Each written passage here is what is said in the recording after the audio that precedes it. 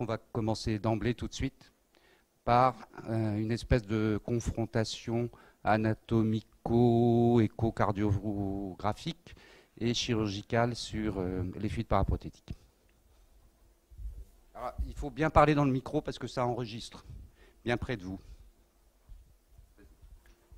Bonjour, je suis Philippe Deleuze pour ceux qui sont de province et qui ne me connaissent pas. Donc je suis chirurgien cardiaque adulte, je gère le service avec grand plaisir ici en étroite collaboration avec nos amis cardiologues. Et comme c'est un sujet qui est quand même un petit peu en dehors de la chirurgie, je vais surtout vérifier les horaires et en particulier, vous avez une poubelle pour laisser les portables à l'entrée, comme dans les films de la mafia, de façon à ne pas perturber les topos. Donc la première personne est notre célèbre cardiologue congénital et anatomiste Lucie Loyel, qui va donc vous présenter des pièces anatomiques pour essayer de permettre une confrontation entre l'anatomie, l'échographie et l'angiographie. Merci beaucoup. Ça, c'est un topo un peu difficile parce qu'on est à plusieurs voix. Il manque les deux autres voix. Là, il faut Martin et Alexandre. Martin qui est cardiologue échographiste, Alexandre Azmoun qui est chirurgien, et moi-même cardio-interventionnel. On a voulu revoir l'anatomie parce qu'on travaille tellement sur l'imagerie et on passe d'une imagerie à l'autre. Et on a remarqué, notamment quand on fermait les fuites paraprothétiques valvulaires, que nos langages n'étaient pas les mêmes. Il y en a un qui dit on va en haut, il y a l'autre qui dit mais c'est pas du tout là le haut. Et donc voilà, c'est pour évoquer tout ça. Ici, on a une collection de chœurs absolument merveilleuse et Lucie Louyel, cardiopédiatre dans l'établissement, va nous en faire profiter. Donc on démarre avec... alors c'est en parallèle, vous avez sur le petit écran les chœurs et Lucille va nous les présenter. En même temps, qu'est-ce que voit le chirurgien? Qu'est-ce qu'il y a sur le vrai cœur en anatomie? Et idem après en échographie et en radiologie. À toi, Alexandre. Alors, on va commencer par la valve mitrale parce que c'est celle pour laquelle on est le plus concerné dans les fuites paraprothétiques. Vas-y, Alexandre. Bonjour à tous. On va passer directement rapidement au dessin, aux présentations. Excusez-moi. Ici, vous avez le schéma que vous retrouvez, vous connaissez habituellement dans tous les livres d'anatomie et d'échographie.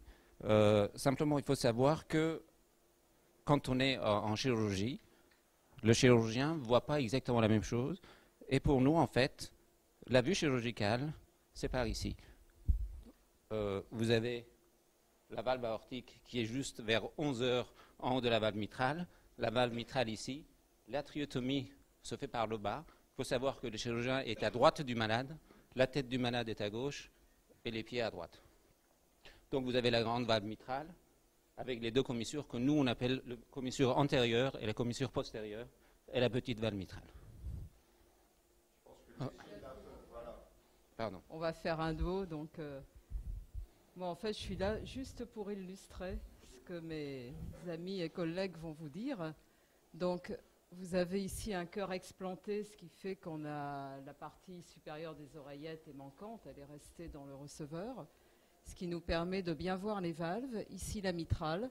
Donc, je me suis mise en vue chirurgicale, comme dans le dessin d'Alexandre, avec ici le feuillet antérieur de la mitrale, ou grande valve mitrale, et le feuillet mural, ou petite valve, avec les commissures, donc antérieures ou internes, et postérieures ou externes. L'auricule est là. Et en face de la mitrale et en face du feuillet antérieur, vous avez l'aorte. Les petits fils, là, c'est pour marquer l'emplacement des ostia coronaires. Et vous avez les feuillets antéro-gauche et antéro-droit, et antéro-gauche. Et puis le feuillet postérieur non coronaire qui est ici.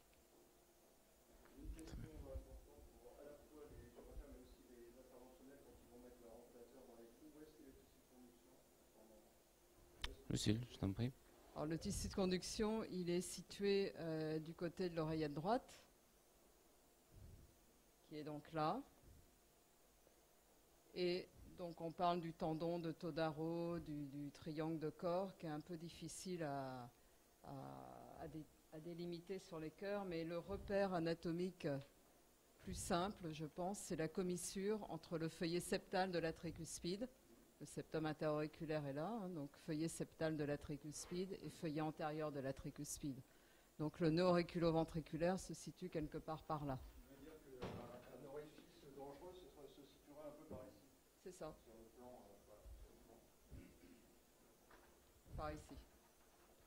Du côté de la commissure antérieure, finalement. Alors voici un dessin encore un peu plus représentatif. Toujours la vue chirurgicale. Vous voyez que les écarteurs soulèvent le septum interauriculaire. La triotomie gauche a été faite. Le chirurgien est toujours à droite du malade. La tête du malade est à gauche et les pieds à droite. Je vous montre surtout les dessins et les schémas parce qu'en vue chirurgicale, les choses ne sont pas aussi évidentes. Voilà ce qu'on voit en chirurgie, par exemple. Donc vous imaginez que la grande valve mitrale est là et la petite en bas. Et donc avec les replis auriculaires, atriales parfois, la vue est assez masquée et très difficile. Parfois on a des valves qui sont très difficiles à exposer. Voilà, par exemple, là vous allez voir, c'est dans une valvuloplastie. C'est juste pour vous montrer où se situe l'anneau mitral, là où ce sont les fils qui sont déjà passés, des fils en U pour faire l'annuloplastie mitrale. Voilà, par exemple, la même vue chirurgicale. Je continue, Lucine. La même vue chirurgicale. Donc, vous avez une plastie mitrale effectuée avec l'anneau en place. Et vous voyez la grande valve et la petite valve. Ici, ça a été après la plastie mitrale. Et donc, nous, on définit, comme Lucie l'a dit, la commissure antérieure ou interne se situe à gauche, à 9 heures, toujours en vue chirurgicale. La commissure postérieure est à 3 heures.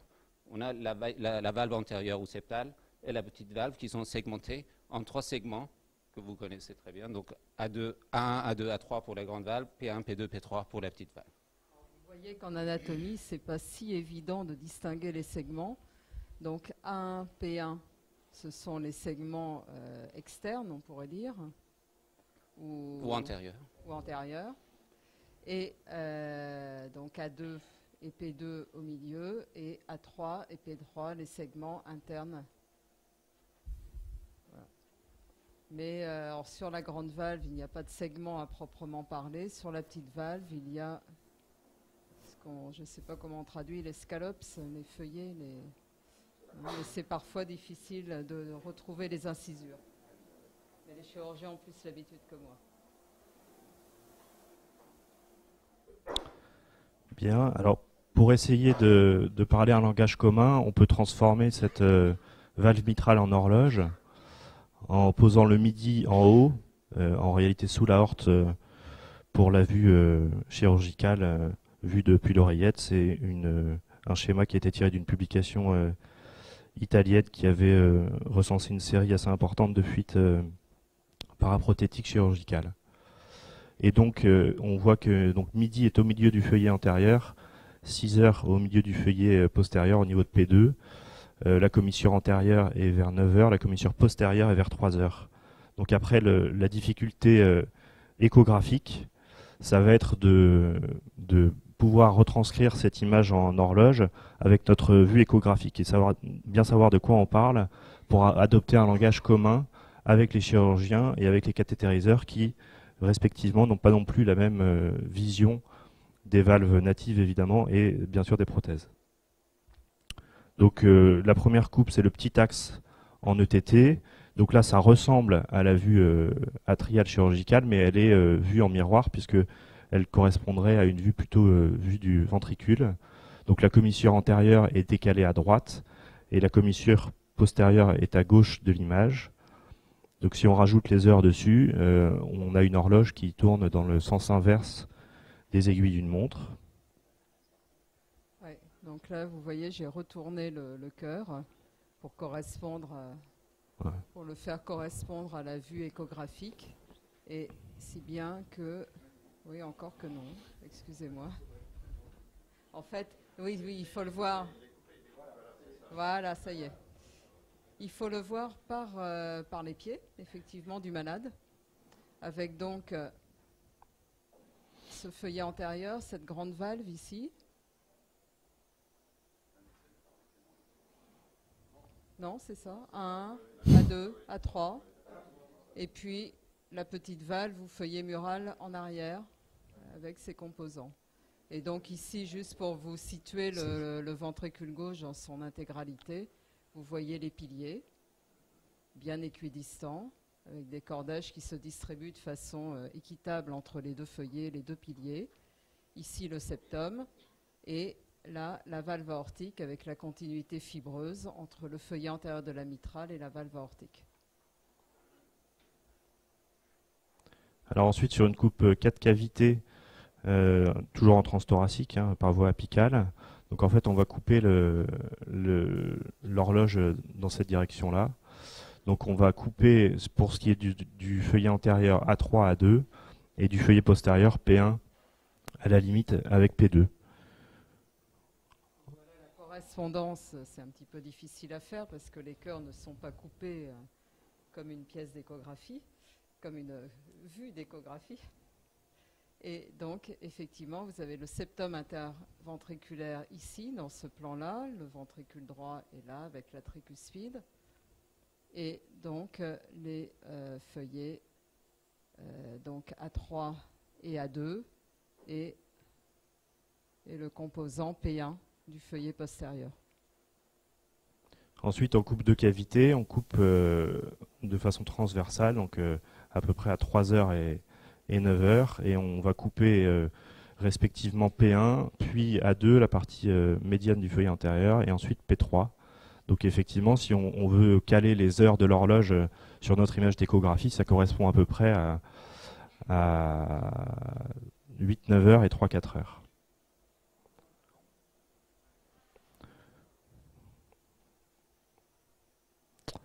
La dernière vue, c'est la vue 3 cavités, ou qui correspond à un parasternal grand axe, où on coupe la valve mitrale à la verticale.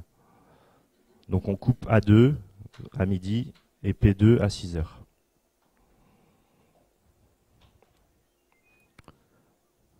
Alors ensuite, pour les valves prothétiques, donc on n'a plus les repères anatomiques identiques, puisqu'on on peut plus distinguer les différents feuillets de valve mitrale. Donc si on se cale sur les vues échographiques qu'on connaît, en parasternal grand axe, ça correspond à la vue précédente. Sous la valve aortique, on est à midi, et à l'opposé, on est à 6 heures. Et donc ça va nous permettre de localiser les fuites périprothétiques. En cas de cavité, on a vu qu'on était là où il y avait la valve antérieure vers 2-3 heures, là où il y avait la valve postérieure vers 8-9 heures. En deux cavités, on est en intercommissural, donc dans le plan transversal, on est vers 3 heures et 9 heures.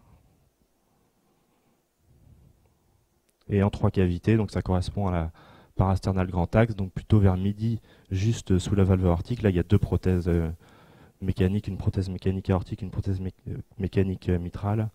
Et au niveau en regard de la paroi postérieure, on est vers 6 heures. Ensuite, pour ce qui est... La prothèse, non, Martin ? La prothèse mitrale. Donc on reprend nos oreillettes. L'auricule est ici. La valve aortique est là, avec la commissure entre les feuillets antéro-droit et antéro-gauche. Et vous voyez cette prothèse de type double ailette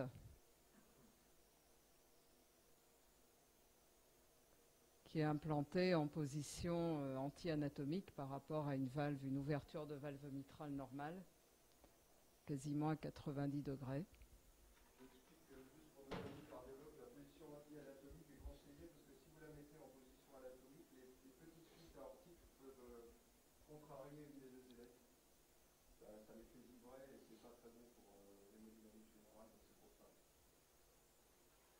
Et donc, vue du ventricule gauche.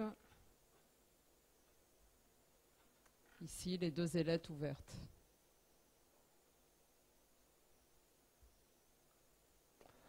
Alors ensuite en ETO, donc la première coupe que je vous montre, c'est une coupe à 0 degré au milieu de l'œsophage, mais avec une vue un petit peu plus haute que la vue 4 cavités vraie, et où on va couper en fait au niveau de A1 et P1, donc on coupe à la verticale, mais de façon un peu décalée vers la commissure antérieure. Et donc les horaires, je vous ai indiqué les horaires à chaque fois.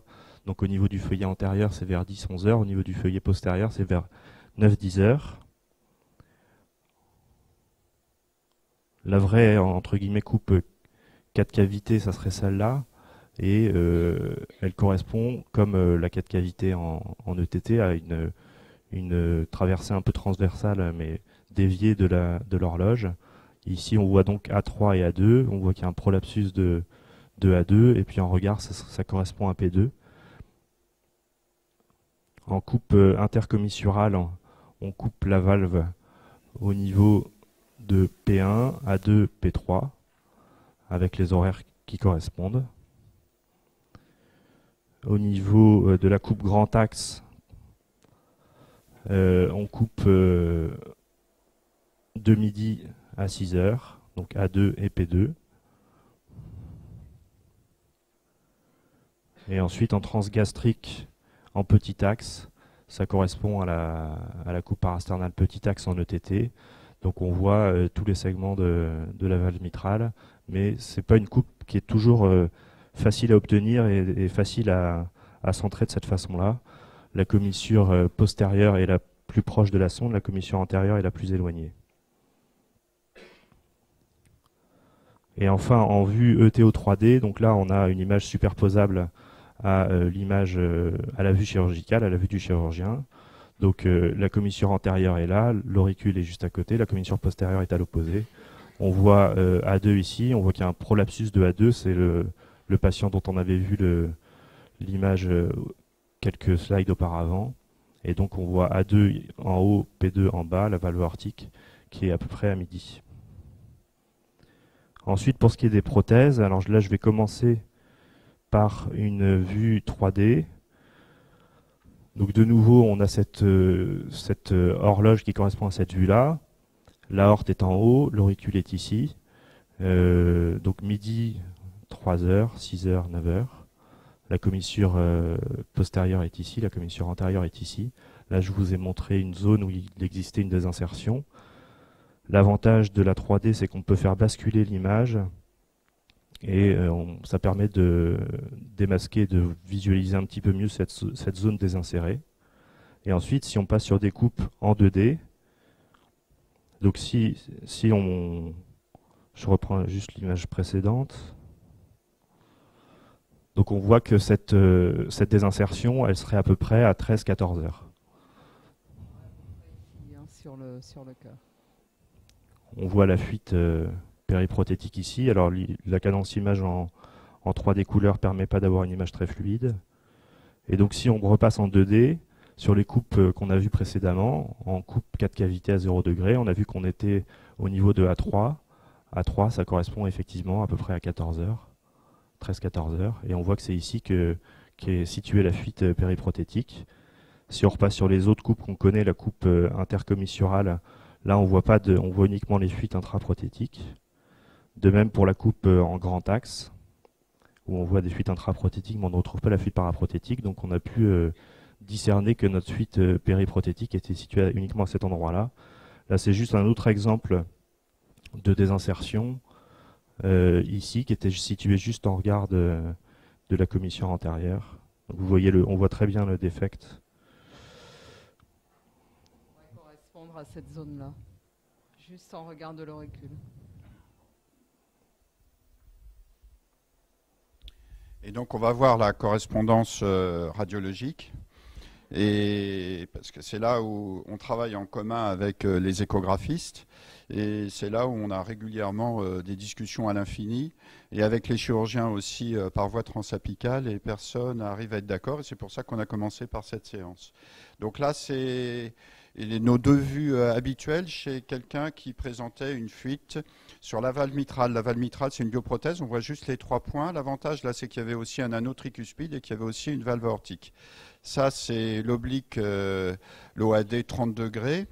Donc on voit en profil les deux valves auriculo-ventriculaires et la valve aortique au-dessus. Et là, c'est l'OAG que j'ai l'habitude d'appeler la coupe en tranche du cœur, et où on voit très bien les trois éléments. Et ce que j'ai fait figurer en rouge, c'est l'auricule, parce que c'est quelqu'un qui avait déjà été opéré 3 fois, mais personne ne lui avait jamais retiré l'auricule.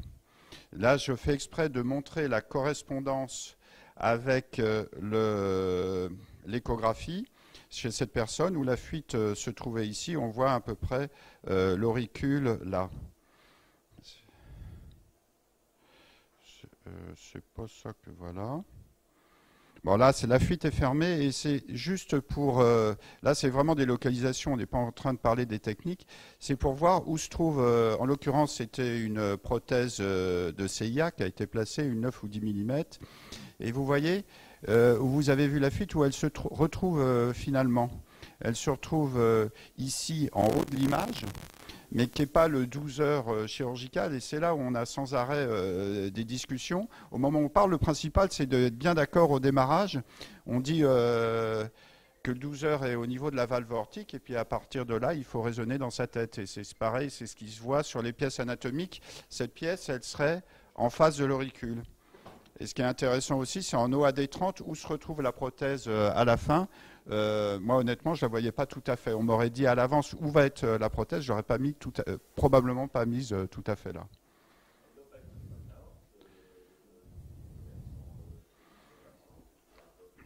Oui, en l'occurrence, il n'y a eu aucun problème. Ça fait partie des très beaux succès de fermeture, ce patient. Ah, certainement, oui, ça fait partie des choses qu'on a regardées. Mais là, on voit par exemple que la valve aortique, là, on voit très bien les ailettes là, sur cette image-là, et qu'on n'a pas gêné, et on ne gênait pas la chambre de chasse non plus. En même temps, la fuite est à 9 heures, là.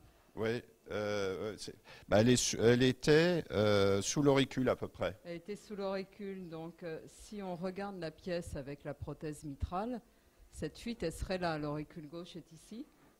Donc en vue chirurgicale, on serait comme ça, avec l'auricule gauche à 9 heures, le septum à 3 heures, la valve aortique avec la commissure entre les feuillets antéro-gauche à midi, et donc cette fuite serait là. T'es d'accord, Benoît? Exactement, oui. Donc si on prend la correspondance du côté gauche, elle serait ici. Et donc en fait, elle est sous l'auricule dont vous voyez la pointe ici. Donc en fait, elle est loin de la valve aortique. Et ça, c'est toujours très difficile d'imaginer, de passer de l'imagerie à l'écho et tout. Et là, c'est vrai que de voir ces pièces, c'est assez extraordinaire. Bon, donc voilà, c'est sur un autre patient, mais qui avait un peu... sur lequel il y a eu l'opacification coronaire droite. Et finalement, quand on est en vue ventriculaire, ce qu'il faut imaginer, c'est qu'on est à l'envers par rapport à la vue chirurgicale échographique, et qu'on est en train, donc on numérote à l'envers notre cadran, tel qu'il est figuré ici.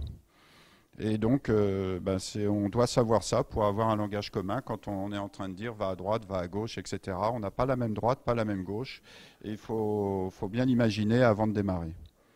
Et donc, je pense que ce qu'on peut retenir quand on parle ensemble, c'est la classification chirurgicale, c'est pas la peine d'en inventer une autre, où l'aorte est à peu près à midi. Quand on met le midi à l'aorte, en fait, on en a discuté pas mal avec Alexandre, qui me disait que l'aorte, stricto sensu, elle était plutôt à 11 heures quand il regardait. Mais je pense que ça, c'est la classification qui a été retenue. Et je pense que c'est pas mal de discuter comme ça permet d'avoir un langage commun. Voilà la correspondance entre la vue que nous, on appelle chirurgicale, mais qu'en fait, pour les chirurgiens, c'est pas tout à fait ça, comme vous l'a montré Alexandre. Donc, midi, c'est là. Donc, le midi est ici, et il correspond au centre du feuillet antérieur. Alors que la vue chirurgicale, effectivement, on a le feuillet antérieur juste en face de nous, la grande valve mitrale, et donc, c'est vrai que la commissure aortique est à 11 heures, et pas à midi. Donc, c'est compliqué de parler le même langage. On va passer sur la valve aortique, et à nouveau, c'est le chirurgien qui ouvre la danse. Merci. En valve aortique, c'est probablement un petit peu plus simple. C'est toujours le même schéma voilà, qu'on retrouve le plus classiquement dans les livres. Alors que, comme on a dit, la vue chirurgicale, c'est plutôt par là. Donc on a la grande valve mitrale, la commissure antérieure qui est exactement à 9 heures, commissure postérieure à 3 heures, et vers midi, on retrouve l'aorte, plutôt 11 heures midi. Voilà, c'est la continuité mitro-aortique, la valve aortique, la valve mitrale. Je peux me permettre un petit commentaire? Bien sûr. Le schéma n'est pas vraiment exact, hein. Parce que... Mais c'est pas toi qui l'as fait. C'est pas moi qui l'ai dessiné. Parce que si vous regardez la commissure entre les feuillets aortiques coronaires, de la valve aortique, regarde la commissure, elle est en haut, elle est à midi sur le dessin. Non, plus haut, entre les... Regarde, t'as les... Voilà, ici, là-haut. Ouais. Mais ça correspond pas du tout au milieu de la grande valve mitrale, donc le schéma est faux. Non, ça dépend.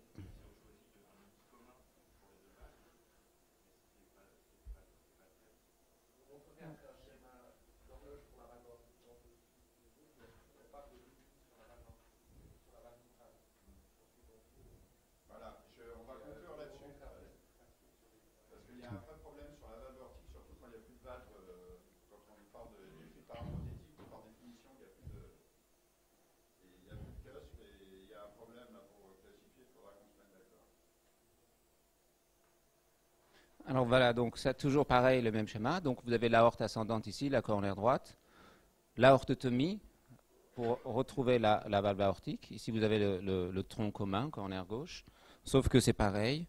En vue chirurgicale, on est plutôt comme ça. Donc le chirurgien voit l'aorte. Pour un chirurgien droitier, il est à droite. Donc la tête du malade est à gauche, les pieds à droite, l'aorte ascendante. Et on a en fait la coronaire gauche qui est complètement, le sinus coronaire gauche qui est à gauche. Et ici, nous avons la continuité mitro-aortique à ce niveau-là, et la valve mitrale serait là.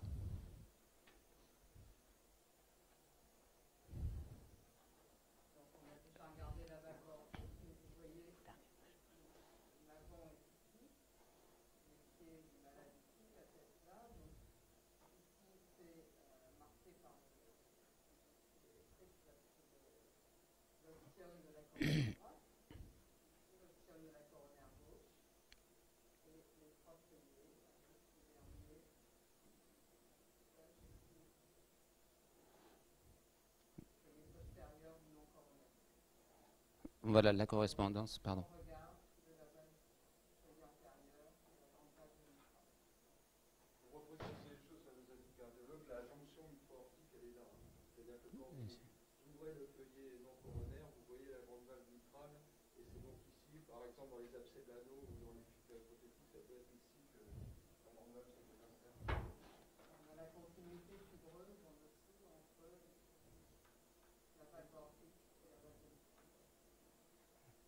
Exactement, c'est la même correspondance. Donc ça, c'est une vue chirurgicale, pareil.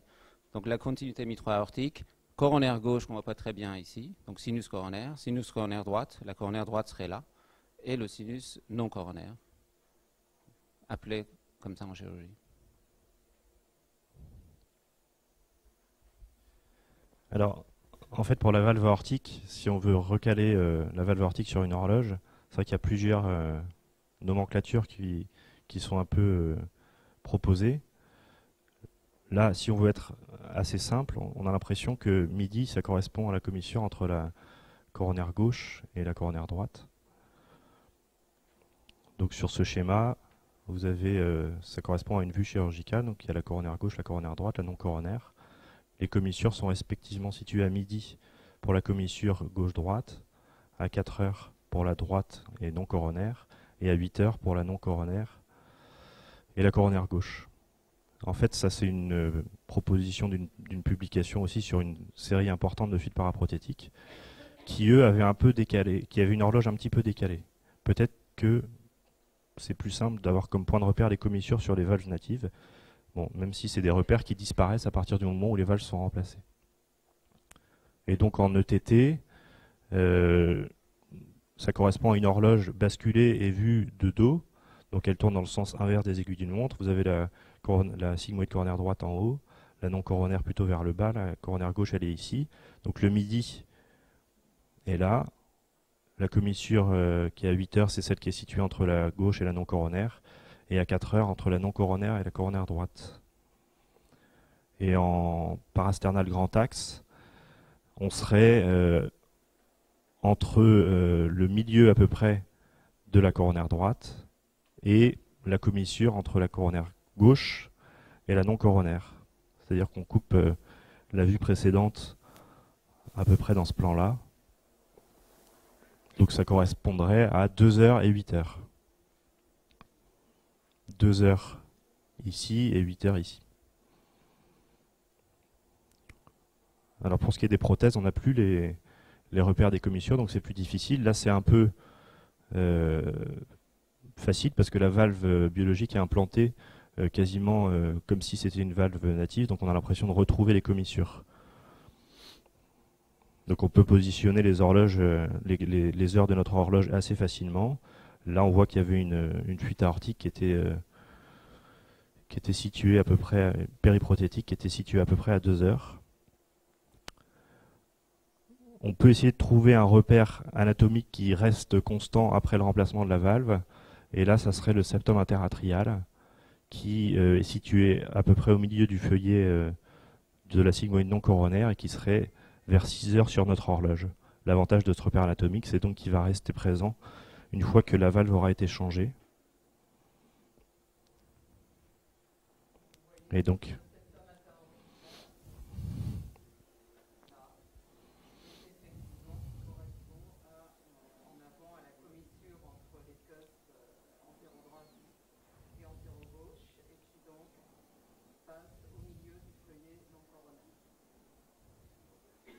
Et donc effectivement sur une bioprothèse, si on repositionne le septum à 6 heures, on va avoir en face midi et on peut positionner les autres heures de notre horloge plus facilement. Sur la vue en grand axe, c'est donc aussi les mêmes horaires que tout à l'heure. Donc à 2 heures, on voit qu'il existe cette fuite périprothétique. Et en face, on est situé plutôt vers 8 heures.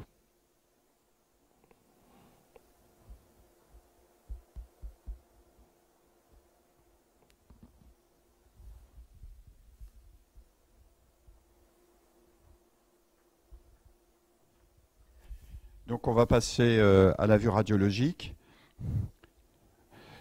Donc pour les valves aortiques, en fait, on situe... Là, je vous ai montré une valve aortique qui est vue dans 2 incidences. Une incidence de profil, c'était un radiocinéma de valve, c'est quelqu'un qui n'avait pas de fuite paraprothétique. Donc on voit très bien la valve qui fonctionne. Et pour la voir de face et de profil, finalement, on a des incidences qui sont assez variables. On a parfois un peu de mal d'ailleurs à trouver l'endroit où les valves, pour voir les valves mécaniques. Et là, vous voyez la valve de profil et ça se trouve être un OAG 30 degrés. Et de l'autre côté, la valve, grosso modo, de face, vue par la pointe du ventricule gauche. Et il se trouve que c'est OAG 35, Codo 35 degrés. Là, je vais vous montrer juste une fermeture. C'est pareil, pas pour la technique de fermeture, mais pour la localisation, la manière dont on a travaillé. Le but, c'était de bien voir le mouvement des ailettes. C'est essentiel pour la suite, pour être sûr qu'au moment où la prothèse est en place, il n'y ait pas de problème au niveau des ailettes. Et là, on voit que la fuite, on voit la fuite apparaître ici. Je peux vous dire qu'elle était dans le sinus antéro-gauche. Et donc, vous voyez, là, il y a une prothèse de VSD qui a été mise en platzer VSD, qui a été en l'occurrence efficace, qui n'a pas gêné, là vous voyez le largage en double incidence où on a la chance d'avoir une salle où il y a un double arceau, donc c'est assez pratique pour faire ce genre de travail. Et vous voyez le placement de la prothèse par rapport aux incidences initiales pour ce patient. Et tout ça pour dire que finalement, nous, en aortique, on a le repère de la valve native, il est perdu, puisqu'on a une prothèse. Donc le repère, ça peut être le septum interatrial. La codification là, que tu m'as envoyée, Alain, là, c'est celle-là, hein, c'est l'horloge dont tu parlais tout à l'heure, j'imagine. Voilà, qui ne correspond pas. Alors là, il y a pas mal d'erreurs en fait dans ce dessin. Et c'est là où, quand on essaye de travailler sur des dessins, il faut s'en méfier. C'est que d'une part, les cusps ne sont pas tout à fait au bon endroit. C'est la principale erreur. Et alors après, ça, c'est pas une erreur, c'est un choix. Comment on choisit d'avoir un langage commun sur l'emplacement de la fuite? Ça, c'est... Soit on garde ça, soit on garde la codification qui a été faite sur l'étude que vous a montré Martin, et en sachant qu'après ça ne peut plus être le repère des cusps, puisque les cusps ont disparu, et qu'on peut se repérer avec le septum interatrial. En regard, il faut quelque chose d'externe, et qui dans ce cas-là est à peu près vers 6 heures, c'est ça ? Voilà, donc ça c'est quand on va vous proposer le registre tout à l'heure, c'est pas mal, on est un peu obligé de dire où se trouvent les fuites, etc. pour voir celles où ça marche, celles qui posent des difficultés, etc.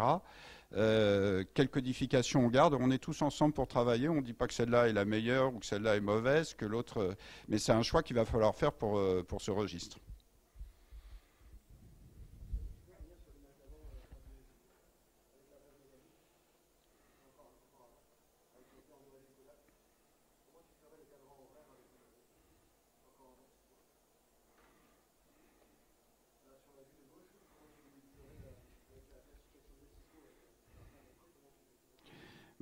Nous, on a du mal, hein, parce que te dire où est l'avant, où est l'arrière, etc., non, je crois que c'est extrêmement difficile. Nous, on a du mal à être...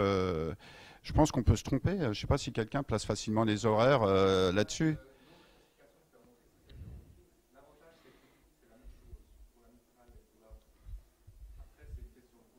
Exactement, c'est...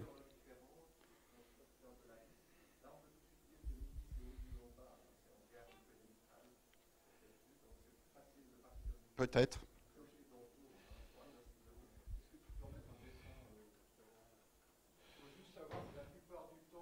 Là, le dessin, là, l'horloge, là.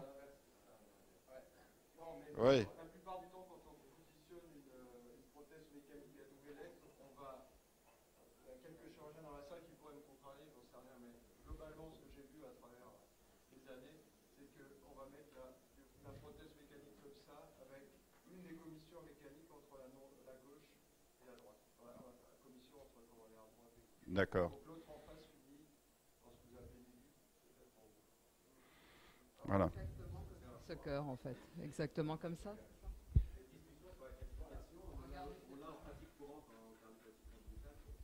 Ça peut vous aider quand vous voyez une prothèse en imaginant que le chirurgien a travaillé comme ça peut quand même vous aider. Après, plein d'autres problèmes, par exemple les fermetures de CIA, on a un discours complètement différent entre le médecin qui fait l'échographie, qui va nous parler des entéro-super, qui est absolument incompréhensible. Et à la fin, ce qui compte pour nous, les capitaliseurs, c'est de savoir près de quoi c'est localisé et la structure anatomique à côté de laquelle c'est localisé. Donc plutôt que de partir sur des choses très compliquées avec des horloges dont on ne sait pas comment la tourner, etc., à la fin on revient à ce que vous disiez, où est le septum interauriculaire, où est l'auricule, où est la aorte par rapport à une prothèse. Je crois que pour nous, plus que de savoir si c'est à 6 heures, à 5 heures et de faire une mécanique un peu compliquée, c'est de savoir où sont les structures anatomiques et à côté de quoi c'est. Non, non, mais le but de ce topo, justement, c'était de parler de cette discordance de langage. Ça, c'est une première chose. En dehors même des horloges, hein, parce que le fait de dire en haut, le haut n'est pas le même pour tout le monde, ça, c'était la première chose. Et la deuxième chose, c'est qu'on n'a pas l'arrière-pensée, on lance cette histoire de registre dont on va vous parler tout à l'heure, et qu'il va bien falloir qu'on soit à peu près tous d'accord, et il faut en choisir une, c'est tout. Hein. Et moi, on n'est pas partisan, il n'y a pas deux équipes pour une codification ou pour une autre. Le principal, c'est qu'on se dise c'est ça, et puis on le colle là, puis c'est tout. Quoi. Bien entendu. Bien entendu. Et c'est vrai que pour la mitrale, c'est simple, c'est comme ça qu'on se repère, on dit l'aorte est au-dessus, puis basta, et puis on part de là, quoi. Voilà. Je pense qu'on peut passer, sauf si des gens veulent discuter là sur les aspects échographiques et tout. Eric, oui.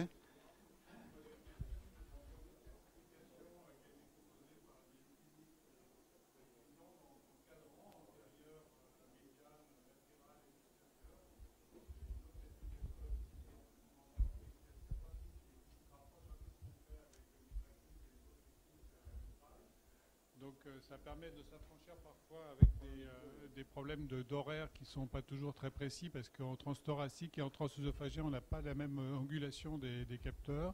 Donc, je voudrais savoir ce que vous pensez les uns et les autres de cette classification. Donc, en fait, de 4 cadrans basés sur la position antéro-postérieure et médio-latérale. Donc antéro-latéral, c'est l'auricule, hein, donc antérieur, c'est l'aorte. Médial, c'est plutôt le septum, et postérieur, donc c'est opposé à l'aorte. Donc c'est une classification qui, sur le plan échographique, en tout cas, est assez simple, et surtout avec le 3D, est assez simple, et qui se transpose pas mal en scopie aussi, notamment en OAD, en OAG. Donc tu as peut-être raison, et ça rejoint ce que tu dis, c'est que ça rejoint, ça nous met vers une structure. Et peut-être qu'il ne faut peut-être pas chercher à dire, savoir si elle est à 8 ou 9 heures, ça n'a pas beaucoup d'intérêt, et savoir dans quel cadran, et c'est peut-être comme ça qu'il faut qu'on finalise notre registre. On a déjà commencé, mais peut-être qu'il faut finaliser comme ça, c'est peut-être plus simple. C'est ce que pense celui qui est en train Marc-Antoine Isorni, qui est en train de travailler sur le CRF, où il dit on a du mal à dire 8-9 heures et tout, c'est trop précis, il faut peut-être parler par cadran. Donc tu vois, tu rejoins la réflexion qu'on avait pour la rédaction de cette chose-là. Je ne sais pas si tu es d'accord avec moi, Eric, mais le problème des cadrans, c'est que tu as quand même un certain nombre de fuites qui sont à cheval sur 2 cadrans. Et puis, c'est là que les heures, je trouve, c'est assez pratique, quoi. Alors, c'est vrai qu'à la fin, on peut dire, on peut les localiser comme ça par cadran, mais moi, je me suis aperçu quand on voulait classifier toutes ces fuites, que c'est quand même plus simple par horaire, disons par heure, parce que c'est vraiment plus précis, quoi.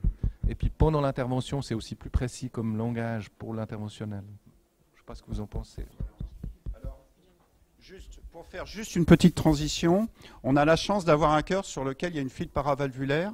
Donc il y a Lucille qui va nous la montrer et faire quelques réflexions. Et puis après, on va enchaîner sur le topo d'après. Et j'ai un trou de mémoire. Mais Philippe Deleuze, c'est ça par cœur.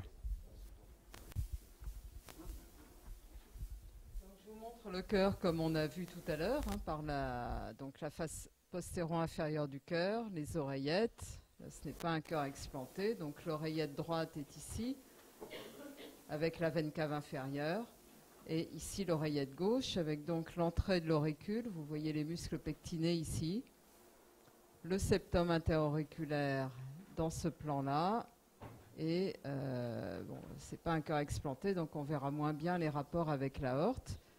Mais vous voyez cette prothèse. Alors, les chirurgiens vont me dire, vu du côté ventriculaire, ce que c'est comme prothèse, ce que c'était comme prothèse. Vous voyez l'anneau ici. Donc, midi, c'est par là, 9 heures, c'est par là. Et on a une fuite paravalvulaire ici, donc juste en regard du septum, à peu près au milieu entre antérieur et postérieur. Et vous voyez ma sonde aller dans le ventricule gauche.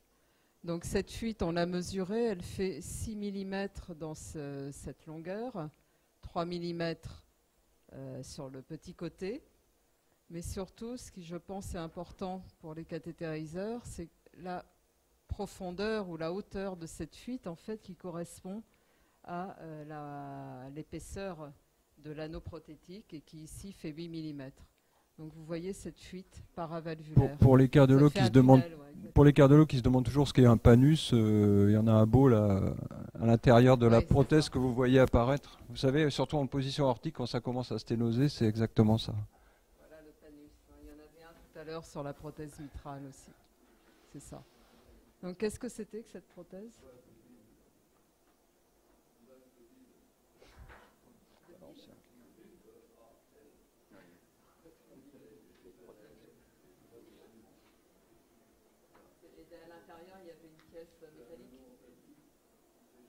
D'accord.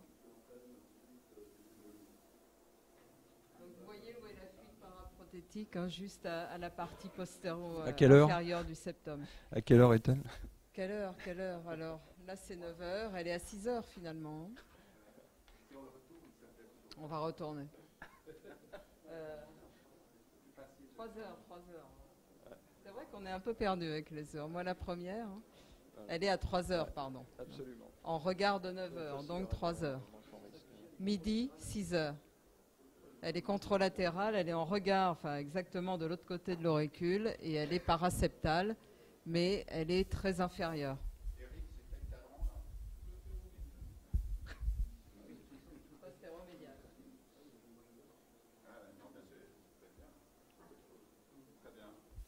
Bon, merci beaucoup.